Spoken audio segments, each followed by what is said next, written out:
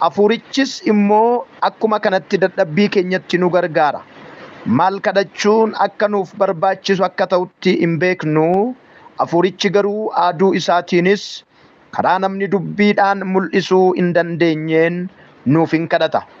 Hafuurichi akka jaalala Waaqayyootti warra isaaf qulqullaa'aniif hin kadhata. Waaqayyo inni garaa namaa fonqolchu immoo yaada hafuurichaa hin beekaa jedha. Waaqayyo warra isa jaallatan karaa hundumaa gargaaree gara gaariitti isaan hin geessa. Isaanoo warra akka akeeka isaatiitti waamamanidha. Warra duraan dursee beekumsa isaatiin fo'ate fakkaattii ilma isaa obboloota baay'eedhaaf hangafa ta'uuf jiru akka ta'aniif yaadaan isaan qabe. Warra yaadaan isaan qabe immoo waameera. Warra waame immoo qajeelota isaan godheera. Warra qajeelota godhe immoo ulfinaan isaan ga'eera. Ameen. Waaqayyo abbaa keenya fayyisaa keenyaa karaa ilma kee karaa Yesuus Kiristoosiin ijaa yeroo nuu kennite sa'aatii dinqii kana nuu kennite akka kanatti dubbii kee nu barsiisuudhaaf nutti dubbachuudhaaf yeroo hundumaa hafuura keetiin gidduu keenyatti argamtu galanni siif haa ta'u. Ayyaana kee nuuf baay'isii nutti dubbadhu. Sagalee kee akka ta'utti nuuf ergi. Nuyin kan morman jireenya keenyaan kan morman dubbiin kee daangaa keenya darbee qaxxaamuree akka nutti hin dubbanneef sababaa fi hidhaa kan baay'isan kiyyoo kan ka'an macci hafuura ammeenyotaa maqaa ilma kee maqaa Yesuus Kiristoos hangafa nagaa sanaan raawwatanii al tokkoon kan rukutaman haa ta'an. Hafuura keetiin gidduu keenyatti argami. Sagalee kee nu ergi. Dubbiidhaan nu ijaari. Ayyaanaan nu ijaari. Hafuura keetiin nu ijaari. Hidhaa keenya hiiki, gaaffii keenya deebisii, cufaa keenya bani. Mormitoota keenya ifadhu. Humna kee gidduu keenyatti mul'isi. Gara yaada keetitti nu oofii. Nutti dubbadhu, ofii kee nutti agarsiisi. Maqaa ilma kee Yesuusiin ameen. Ayyaanni ittiin dubbatan anaaf, ayyaanni ittiin dhaga'an isiniifis haa baay'atu. Dubbii Waaqayyoo itti fufnee walii wajjiniin ilaalla. Dubbiin sagalee Waaqayyoo kutaan ani amma dubbisee macaafa Roomaa yookaan ergaa Phaawulos gara warra Roomaatti barreesse boqonnaa 8 lakkoofsa 26 kaasee hanga 30tti kan jiruun dubbise. Baay'een keessan na wajjiniin dubbisa kana yeroon dubbisu dhaggeeffachaa waan turtanii fi kutaa kana keessatti Phaawulos amantoota Roomaatiin dubbii cimaa, dubbii jabaa, dubbii baay'ee nama gargaaruu fi nama cimsu yeroo isaan itti dubbatuu fi yeroo isaan barsiisuu walii wajjiniin argina. Waaqayyo warra isa jaallatan karaa hundumaa gargaaree gara gaariitti isaan hin geessa. Isaan warra akka akeeka isaatiitti filamanidha jedha. Phaawulos jechaa kan jiru karaa hundumaa gargaaramanii gara gaariitti deemuudha. Yaanni Waaqayyoo inni guddaan dhala namaarraa qabu gara gaariitti nu geessuudha.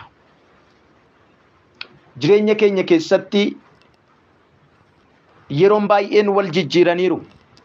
Mudannoowwan baay'een wal jijjiiraniiru. Wanti nuti rakkinoota jennee waamnu, wanti ulfaataan, wanti cimaan, wanti nuti keessatti miira abdii kutannaa argine, wanti nuti keessatti abdii kunne naane, wanti nuti keessatti sodaan guddaan nu mudate yeroo akkasii dabarsineerra. Garuu xumurri isaanii badii nuti yaadne sana hin taane, kufaatii nuti yaadne sana hin taane, salphinaa fi miira nu miidhu sana hin taane, Waaqayyo ofii isaatii nu gargaaree gaarummaa nutti agarsiisee ayyaana nuuf baay'isee gidduu keenyatti jireenya keenya keessatti hojjechuu waan barbaadeef wantoonni nuti rakkisoodha jennee waamnu hundinuu gara gaariitti nuuf jijjiiramanii gaarii nuu ta'anii xumurri isaanii gaarii ta'ee arginee beekna. Asittis Phaawulos kan dubbatu Waaqayyo karaa hundumaa jedha. Dubbiin karaa hundumaa jettu kun macaafa qulqulluu keenya keessaa seenaawwan hedduu sagattaanii akka laalluuf karaa nuu bana. Karaa gammachuu utuu jedhee gaddi hin arginu, karaa fayyaa utuu jedhee dhukkuba hin arginu, karaa qabaachuu utuu jedhee dhabuu hin arginu, karaa quufaa utuu jedhee beela hin arginu, karaa maqaa toluu utuu jedhee maqaa baduu hin arginu, karaa ol kaafamuu utuu jedhee gadi bu'uu hin arginu. Garuu faallaan isaanis wantoonni nuti jaallannus jireenya keenya keessaa mudannoodhaan ta'anii darbaniiru. Dhugaadhuma walitti dubbanna yoo ta'e baay'een keenya guyyoota baay'ee jaallannu caala guyyoonni nuti jibbinutu nu wajjin hin jiraatu. Taateewwan nuti baay'ee jaallannu caala taateewwan nuti jibbinutu nu wajjin hin jiraatu. Waan hojjechuu barbaadnu caala waan hojjechuu hin barbaadiin ta'anii argina. Waan ta'uuf yaallu caala waan hin ta'iniif yaallu waan utuu ta'uu barbaachuu dhiifne nuti tolu taanee argineera. Namni jireenya isaa keessatti dhukkoo barbaadu hin jiru. Namni dhukkubni isa hin qabatin, namni dhukkubni isa mudatin hin jiru. Namni jireenya isaa keessatti beela hin barbaadu, namni hin beela'in garuu hin jiru. Namni jireenya isaa keessatti daaruu hin barbaadu, namni hin daariin garuu hin jiru. Namni maqaa baduu barbaadu hin jiru, namni maqaa hin badiin hin jiru. Xiqqaaf guddaa ta'ee wal caala, amma isaatu wal caala malee wanti nuti hin dhamdhamiin hin jiru. Karaan gaarii fakkaatan akkuma jiran, karaan yaraa fakkaatan jiru. Garuu kana hundumaa isinan dhorkaa akka isinitti hin buune nuun hin jenne Waaqayyo. Kan inni nutti dubbachaa jiru karaa hundumaan garuu gara gaariitti deemuu keenyaadha. Sagalee dinqii akkamiiti? Sagalee raajii akkamiiti? Sagalee nama boqochiisu, sagalee dhuka namatti godhu, sagalee nama jajjabeessu akkamiiti? Karaa hundumaa gargaaree gara gaariitti isaan geessa. Du'a yoo ta'e gara gaariitti nu geessa. Beela yoo ta'e gara gaariitti nu geessa. Maqaa baduu yoo ta'e gara gaariitti nu geessa. Arrabsamuu yoo ta'e gara gaariitti nu geessa. Dhabuu yoo ta'e gara gaariitti nu geessa. Faallaawwan waan kanaas argachuun, jireenyi qabaachuun, maqaa toluun, beekamuun, akka nu mijatetti deemuun kan isaan nu gargaaran, kan isaan nu geessan gara gaariitti nu geessu. Karaa hundumaa gara gaariitti nu geessu. Jecha kana Phaawulostu dubbata. Utuu as hin dhufiin lakkoofsa 18 irratti duubatti deebitanii yoo dubbiftan namichumti Waaqayyo karaa hundumaa gara gaariitti nu geessa jedhu kun lakkoofsa 18 irratti maal haasa'aa kan jedhu duubatti sin fudhadhee duubatti deebinee akka walii wajjiniin ilaalluun barbaada. Lakkoofsi 18 akkanadha. Dhiphinni keenya si'anaa kun ulfina isa nutti mul'achuuf jiru sana wajjin wal bukkee qabamee ilaalamuu akka hin dandeenyetti nan lakkaa'a jedha. Galanni guddaan Waaqayyoof haa ta'u. Maalan godhaa nan lakkaa'a. Jechuma isaa kana lammaffaa Qorontos boqonnaa 4 lakkoofsa 16 irratti wanta inni dubbatu dhaqnee walii wajjiniin ilaalla. Galanni guddaan Waaqayyoof haa ta'u. Asitti rakkinni keenya guddaan kun, rakkinni keenya ni si'anaa kun eebbaan mana hin jedhamne, ulfinaan mana hin jedhamne wajjin wal bira qabne akka hin ilaalletti. Dhiphinni keenya si'anaa kun ulfina isa mul'achuuf jiru. Haleluuyaa. Rakkinni nuyi yeroodhaaf rakkan, gatiin nuyi yeroodhaaf kanfal, aarsaan nuyi yeroodhaaf baafnu ulfina ammana hin jedhamne wajjin wal bira qabamee madaalamuun hin ta'u. Ulfina guddaa isa safaramuu hin dandeenye, isa mul'achuuf jiru sana wajjin wal bira qabnee ilaaluun hin danda'amuudha. That means rakkina sargeera, rakkina ta'e dhamdhameera, rakkina ta'e keessa dabarseera, aarsaa ta'e kanfaleera, beela yoo barbaachise beela'eera, rakkina yoo ta'e rakkateera. Rakkinoonni kun karaa kam akka inni rakkatan, aarsaa akkamii akka inni kanfale waliin wajjiniin ilaalla. Iddoon jalqaba isinii keenye lammaffaa Qorontos boqonnaa 4 lakkoofsa 16-17 irratti immoo akkanadha. Kanaafis nu himatumaa abdii hin kutan. Namummaan keenya inni bakkeetti mul'atu gadhumaa yoo adeeme iyyuu namummaan keenya inni keessaa har'aa bor aara'aa in adeema. Rakkinni salphaan inni nuyi yeroodhaaf baannu kun ulfina bara baraa isa safara malee guddatu sana baachuudhaaf nu qopheessa. Nuyi gara wanta ijaan hin argamne ilaalla malee gara wanta ijaan argamu hin ilaallu. Wanti ijaan argamu yeroodhaaf ta'a. Wanti ijaan hin argamne garuu kan bara baraatii jedha. Maqaan Waaqayyoo gooftaa keenyaa bara baraan kan eebbifame haa ta'u. Kutaa kana lachanuu keessatti Phaawulos maaltu mudate kan jedhu namni iyyaanne jira jedhee yaadu. Lammaffaa Qorontos boqonnaa 6 lakkoofsa 4-7, lammaffaa Qorontos 11:23-28tti otoo dubbisnee baay'ee natti tola.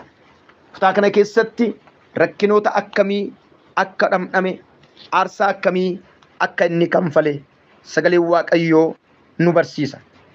Lammaffaa Qorontos boqonnaa 6 lakkoofsa 4 hanga 10 dubbisaa na wajjiniin ta'a. Galanni guddaan Waaqayyo abbaa keenyaaf haa ta'u. Lammaffaa Qorontos boqonnaa 6 lakkoofsa 4 kaaseeti.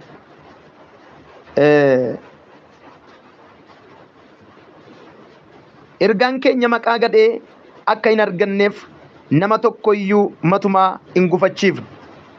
Lakkoofsa 4 haa ta'u iyyuu malee nuyi karaa hundumaa akka hojjetoota Waaqayyootti of hin dhiyeessina. Hojjetoota Waaqayyoo ta'uu keenyas agarsiisuudhaaf baay'ee in obsina. In rakkanna, gidiraatti, muddamattis in galla. In reebamna, hin hidhamna, gooliin nutti hin kaafama, hojiitti hin dadhabna, irriba hin dhabna, hin soomna. Garaa qulqulluudhaan beekumsaanis in hojjanna. Waliif hin dandeenye, garraamummaadhaan hin jiraanna. Hafuura qulqulluutiin hin gaggeeffamna. Jaalala amanamaa in agarsiisna. Galanni guddaan Waaqayyoof haa ta'u. Dubbii isaa dhugaadhaan humna Waaqayyootiinis in hojjanna. Qajeelina akka mi'a waraanaatti ittiin hojjechuudhaaf harka mirgaa fi harka bitaatti in qabanna. Ulfinaan salphinaanis maqaa baduudhaan maqaa toluudhaanis akka gowwoomsituutti ilaalamuudhaan dhugaa qabaachuudhaanis in deddeebina. Utuma beekamnee jirru akka warra hin beekaminii taanee akka warra du'aniitti hin lakkaa'amna. Nuyi garuu kunoo in jiraanna. Akka warra adabamanii taane garuu in ajjeefamne. Akka warra gaddaniitti in ilaalamna. Garuu nuyi yeroo hundumaa in gammanna. Akka warra deeganiitti in lakkaa'amna. Garuu namoota baay'ee in sooromsina. Akka warra homaa hin qabneetti in ilaalamna. Garuu waan hundumaa qabna jedha. Galanni guddaan Waaqayyoof haa ta'u. Boqonnaa 11 lakkoofsa 23 hanga 28ttis sagalee kana fakkaatu dubbata waan ta'eef ariifadhee dhaqeetan dubbisa. 11 lakkoofsa 23 kaasee kan jiru. Akkas jedha. Galanni Waaqayyoof haa ta'u. Hojjetoota Kiristoos waan ta'aniif isatti immoo ani caala akka nama qalbii dabarseettan dubbadha. Ani baay'ee caalchisee itti dadhabee, baay'ee caalchisee itti dhama'ee, rukuttaa lakkoofsa hin qabne rukutameera. Yeroo baay'ees afaan boollaa ga'ee deebi'eera. Ani si'a 5 harka Yihuudootaatti qacceedhaan 41 hir'uu reebameera. Si'a 3 uleedhaan dhaanameera. Si'a 1 dhagaadhaan rukutameera. Si'a 3 caccabaa markabaa irran ture. Guyyaa tokkoo fi halkan tokkoof galaana keessan ture. Ani adeemsa har'aa borii keessatti bishaan guutuudhaan doorsifamaa, warra saamtuudhaan doorsifamaa, saba kootiin doorsifamaa, warra saba Waaqayyoon ta'iniin doorsifamaa, mandara keessatti doorsifamaa, lafa onaa keessatti doorsifamaa, galaana irratti doorsifamaa, obboloota sobdootaan doorsifamaan ture. Hojiitti dadhabuu, rakkina, halkan baay'ee sirriba malee buluu, beela, dheebuu, yeroo baay'ee agabuu ta'uu, qorra keessattis qullaa ta'uu baachaan ture. Kana malees guyyaa guyyaatti waldoota kiristaanaatiif yaadda'uun anatti ulfaachaa jira. Namni tokko hin dadhaba yoo ta'e ani immoo isa wajjin hin dadhabuure. Namni tokko cubbuutti yoo kuffifame waa'ee isaatiif garaan koo hin gubatuure jedhee dubbata.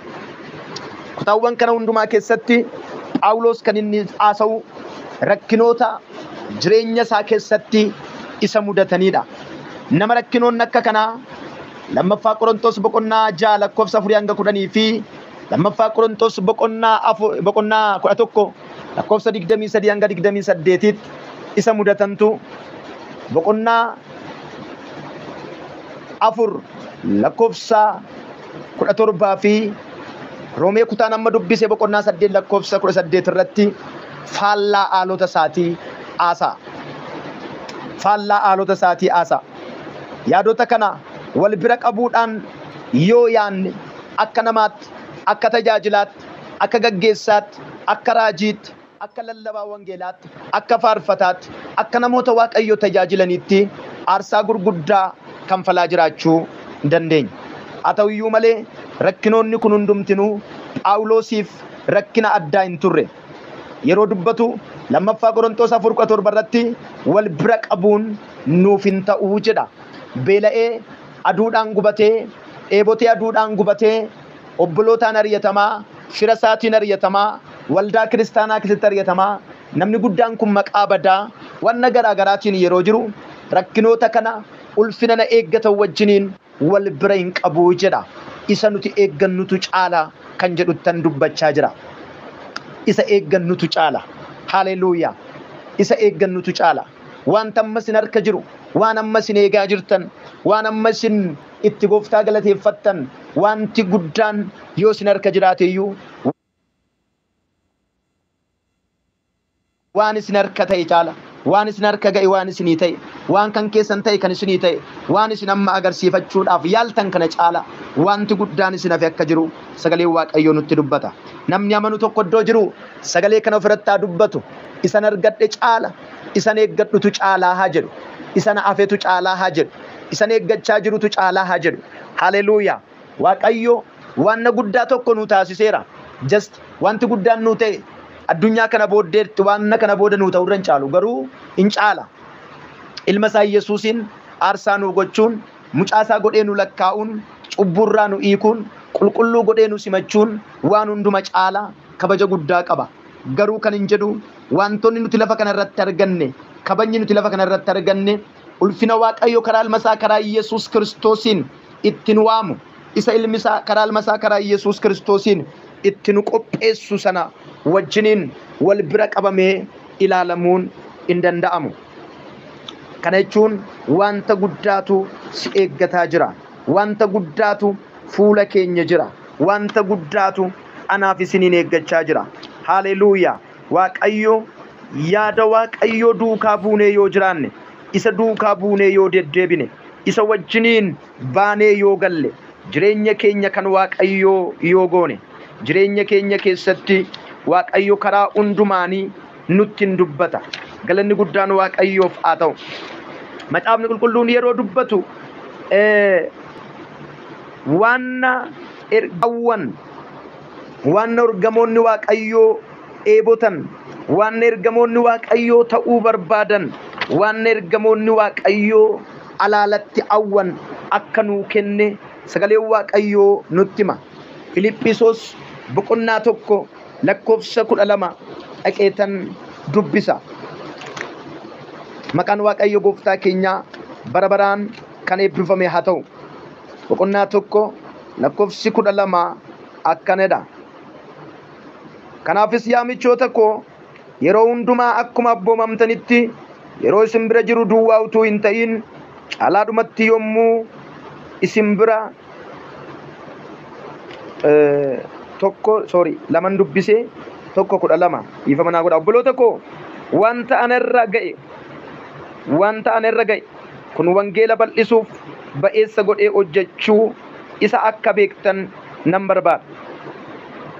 Ani Kiristoosiif jedhee hidhamuu koo, galanni guddaan Waaqayyoof haa ta'u.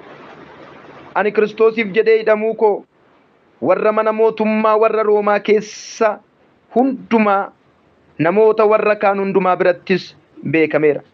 Sababii ani mana hidhaatti galfameef obboloonni garri caalan Gooftaatti amanatanii dubbii Waaqayyoo sodaa malee dubbachuu argataniiru jedha. Galanni guddaan Waaqayyoof haa ta'u. Phexros, ergaa Phexros hin dhaqee dubbisa. Galanni isaaf haa ta'u. Akkanadha. Waaqayyo abbaa Gooftaa keenya Yesuus Kiristoosiif galanni haa ta'u. Inni araara isaa guddaadhaan Yesuus Kiristoos warra du'an keessaa ka'uu isaatiin abdii jiraata. Kanatti qabamne akka jiraannuuf aaraa godhee nu dhalachiiseera. Waan hin banne, waan xurii hin qabne, waan gaddeebi'aa hin adeemne, laabaaraadaasiyaa isa Waaqa keessatti isiniif eegamee jirutti darbitanii akka fudhattan godheera. Kunis isin warra karaa amantii fayyina bara booddeetti mul'achuuf qophaa'e ta'uu sanaaf humna Waaqayyootiin eegamtanii jiraattaniif in ta'a. Amma yeroo gabaabduudhaaf qorama garaa garaatiin gaddisiifamuun keessan kan hin oolle yoo ta'e iyyuu isa sanatti immoo baay'iftanii in gammaddu. Warqeen inni baduuf jiru iyyuu ibiddaan in qorama. Amantiin keessan inni warqii caala gati jabeessi immoo guyyaa Yesuus Kiristoos itti mul'achuuf jiru sanatti jajamee guddinaa fi ulfina akka argatutti qoramee in ilaalama. Haleluuyaa! Isin isa mul'achuuf jiru sana hin argine yoo ta'e iyyuu isa hin jaallattu. Amma yoo isa arguudhaa baattan iyyuu isatti hin amantu. Akkasuma gammachuun akkas jedhamee hin dubbatamne gammachuu ulfina guddaa qabuun hin gammaddu. Fayyina lubbuu keessanii isa amantii keessan bira ga'uudhaaf akeekkachaa jiru argachuutti in gammaddu jedha. Galanni guddaan Waaqayyoof haa ta'u. Galanni guddaan Waaqayyoof haa ta'u. Waaqayyo waan nu qopheessee jiru maal akka ta'e nutti agarsiisaa jechuudha. Kanaaf egaa Phaawulos rakkinoota kanaa fi ulfina isa eeggatu kana hundumaa wal bira qabee gaafa laalu walitti madaalchisuun akka isaaf hin taane amana. Galanni guddaan Waaqayyoof haa ta'u.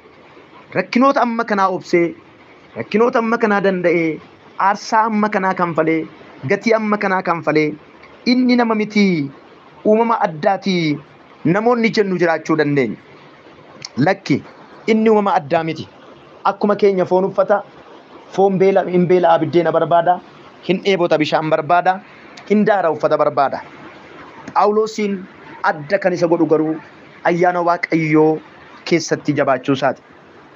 Waaqayyo isa keessatti waan gaarii ofii isaatii jalqabee ofii isaatii akka xumuru amanuu isaati. Galanni guddaan Waaqayyoof haa ta'u. Phaawulos gad bu'ee gara lakkoofsa 28-30tti adeemsa Waaqayyoo isa dinqisiisaa jireenya keenya keessatti ofii isaatii qopheessee ofii isaatii raawwatu nutti agarsiisa. Adeemsi dinqisiisaan kunis adeemsa fayyina keenyaati.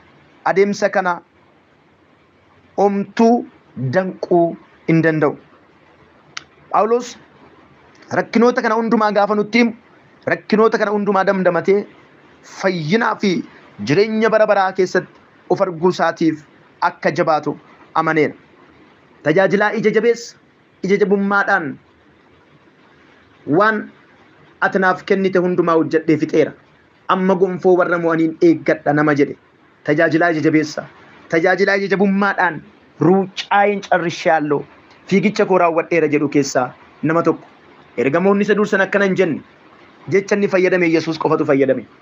Phaawulos kana hundumaa kan godhe Waaqayyo ofii isaatiif gara ulfinaatti, ulfina sanni ilaalu kanaatti waan isa fideef karaa kamiinuu rakkinoota ulfaataa kamiinuu addaan cituu akka hin dandeenye. Waaqayyo ofii isaatii karoorsee, ofii isaatii jalqabee, ofii isaatii isa keessatti fiixaan akka baasu amaneera jechuudha. Jecha kana Filiphisiyoos 1:6 nutti hima.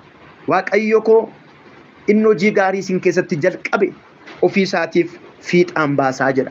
Tokkoffaa Qorontos 1:6-8 dabalattanii ilaaluu dandeessu. Kutaa kana lamaan keessatti Waaqayyo inni ofii isaatii jalqabe ofii isaatii fiixaan isiniif baasaa jedha. Maqaan Waaqayyo gooftaa keenyaa bara baraan kan eebbifame haa ta'u. Jireenya keenya keessatti hiika guddaa argachuu kan dandeenyu icciitii kana yoo barreedha. Wanti nu afeen caala. Fayyineerraa fayyina keenya booda gonfoo bara baraatu nu eeggata. Gonfoo bara baraan jiraachuu, ulfina bara baraan Waaqayyoo wajjiniin jiraachuu, ulfina bara baraan Waaqayyoo wajjiniin turuu, ulfina bara baraan Waaqayyoo wajjiniin adeemuutu nu eeggata. Isa kanammoo Waaqayyootu nu keessatti jalqabe ofii isaatiif fiixaan baasa. Galanni guddaan Waaqayyoof haa ta'u. Ofii isaatii isin keessatti hojii gaarii isa jalqabe sana ofii isaatiif fiixaan baasaa jedha. Galanni guddaan Waaqayyoof haa ta'u. Obboleessa koo, obboleettii koo, haala akkamii keessa akka jirtu hin beeku. Adeemsa fayyina keenyaa keessatti Waaqayyootu dursee karoora isaatiin yaadaan nu qabe. namni barbaadee iyyata galfatee xalayaadhaan abukaatoo yookiin amalaajii ergatee gara fayyinaatti hin dhufne. Jalqabuma bu'uurumarrayyuu namni iddoo Waaqayyo kaa'ee gadi ba'uu malee deebi'ee galuudhaaf yaaliin inni godhe hin jiru. Addaam Edan Gannat keessaa qullaa ta'uusaa gaafa baru gara caakkaatti baqate, gara daggalaatti baqate, gara daggalaatti baqate. Daggala sana keessa jiraachuu filate. Gaabbee qalbii diddiirratee Waaqayyoon ifama gaafatee gara Waaqayyootti deebi'uu caala, gara Waaqayyootti dhufuu caala, Waaqayyoo wajjin walii wajjiniin haasa'uu caala, fuula isaa Waaqayyo imachaa, Waaqayyo komachaa baqachuutti murteesse. Waaqayyo garuu lafa dhaaba Eden keessa isa barbaacha deemee jedha. Galanni Waaqayyoof haa ta'u. As kakuu haaraattis yoo dhuftan bu'uuruma sanaan namni Iyesuus Kiristoosin nu ergi nu fayyisi jedhee Waaqayyoon gaafate hin jiru. Ba'aa gateettii namootaatti ulfaate gatuudhaaf lafaan dhahuudhaaf jedhee Waaqayyo ilma isaa Iyesuusin erge. Ilma isaa Iyesuusin erge hojii ayyaanaa tola fayyisuu sana tola nuuf kenne.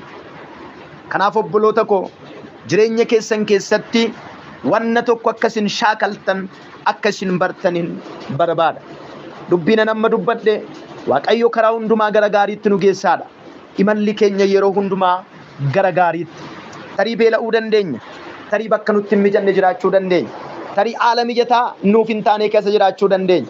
Har'a yeroon dubbii kana dubbadhu beela'aa jirta ta'a. Har'a yeroon dubbii kana dubbadhu mana namaa jirta ta'a. Har'a yeroon dubbadhu ba'aan sitti ulfaatee akka Israa'eelonni ba'aadhaan gidirfaman sanatti gidirfamaa. Waaqayyo maaliif biyya kana fidde kan jedhu gaafii of gaafachuu, Waaqayyos gaafachuu dandeessa ta'a.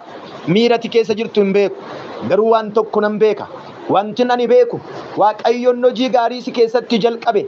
Haalota kee hundumaa qaxxaamuree, rakkinoota kee hundumaa qaxxaamuree, gidiraawwan sirra jiran hundumaa qaxxaamuree, miila kee gara moo'ichaatti, miila kee gara boqonnaatti, miila kee gara aara galfannaatti, miila kee gara dirree galataatti, miila kee gara dirree weedduutti hin fida.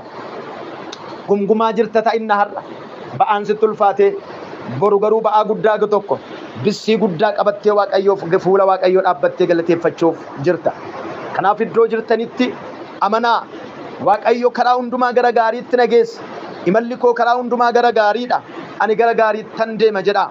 Ofirratti raajaa, ofirratti labsaa, dikilara ofirratti godhaa, ofirratti dubbadhaa.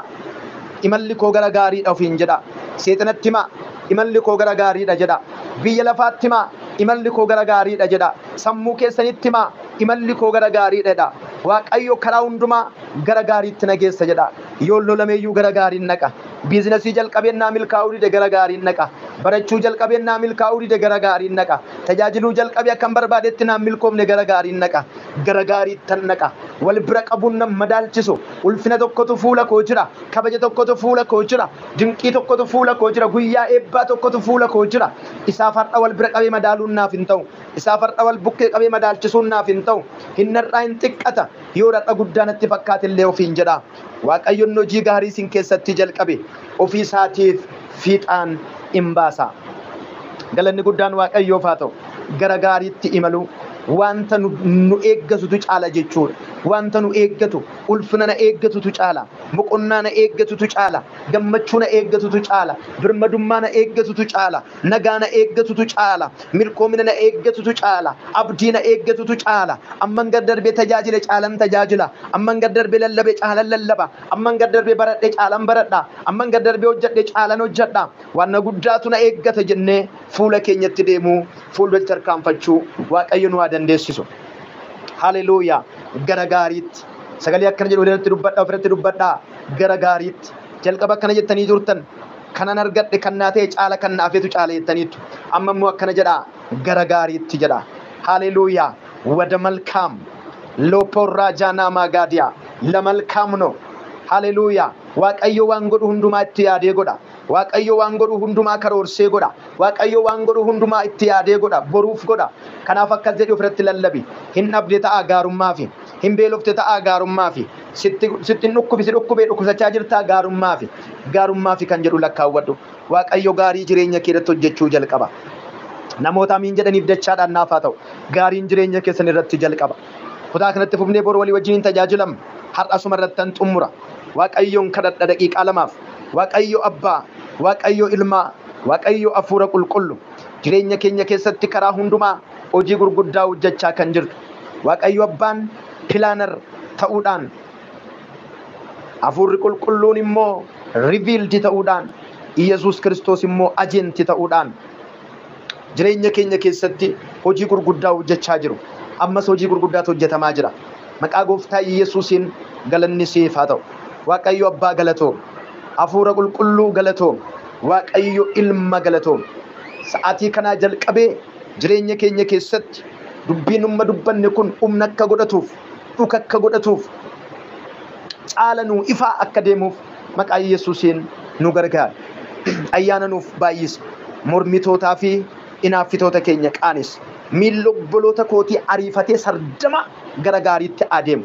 Dhukkuba keessaa gara fayyinaatti, abuu keessaa gara argachuutti, gadduu keessaa gara gammachuutti, boo'icha keessaa gara kolfaatti, gadduu keessaa sodaa keessaa gara birmadummaatti maqaa Yesuusiin haa tarkaanfatan.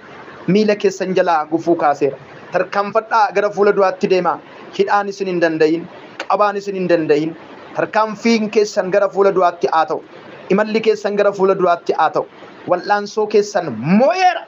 Maqaa Yesuusiin moo'ichi isiniif haa kennamu. Kana hundumaa waan gootuuf ulfaadha. Ayyaana kee nuuf baay'isi. Mormitoota keenya qaanessi. Sagalee keessa dinqiidhaan waan nutti dubbatteef ulfaadha. Namoonni dhukkubsatan haa fayyan. Gaaffii garaa garaa namoonni qaban gaaffii isaanii irratti amma deebiin haa dhufu. Bokkaan deebii haa roobu. Ruubaa laadaa baashiyaa. Bokkaan deebii haa roobu. Bokkaan deebii haa roobu. Bokkaan deebii haa roobu. Maqaa Yesuusiin bokkaan deebii haa roobu. Bokkaa deebii roobsi. Namoonni fayyina barbaadan fayyina akka bokkaatti irratti haa roobu. Namoonni boqonnaa barbaadan boqonnaan akka bokkaatti irratti haa roobu. Namoonni gammachuu barbaadan gammachuun akka bokkaatti irratti haa roobu. Dhukkubarraa gaaffii garaa garaarraa bilisa haa ba'an. Sagalee kee nutti dubbatteef ulfaadha. Maqaa kee Gooftaa keenya Yesuus Kiristoosiin ameen. Eeyyee gara gaariitti. Sagalee kana irratti dubbadhaa. Kan na afeetu caala gara gaariittan deema jedha. Guzoo'ee wada malkaam noo jedha. Kun isin haa ta'u maqaa Yesuusiin ameen. Nagaan Waaqayyoo Gooftaa keenya Fayyisaa keenya biraa bakka jirtanii fi lafa jirtan.